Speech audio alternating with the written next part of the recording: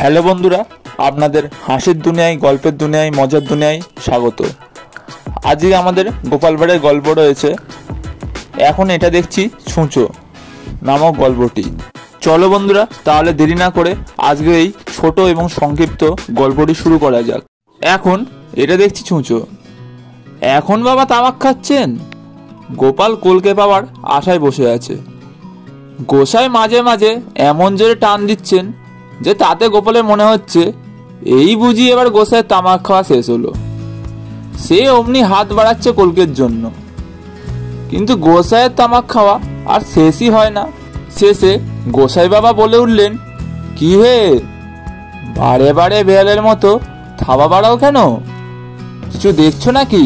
গোপাল বলল, ইঁদুর ভেবে হাত বাড়িয়েছিলাম, কিন্তু এখন দেখছি এটা ছুঁচো ছাড়া আর কিছু নয়। গোসাই বাবা এবার তোদলামির হাসি এসে কলকেটা গোপালকে দিয়ে বললেন, এবার পেশার টান বাবা, আমার শান্তি হয়ে গেছে। বন্ধুরা, গল্পটি কেমন লাগলো অবশ্যই কমেন্ট করে জানাবেন। আর এরকম গল্প শুনতে আমাদের চ্যানেলটিকে অবশ্যই সাবস্ক্রাইব করে নেবেন।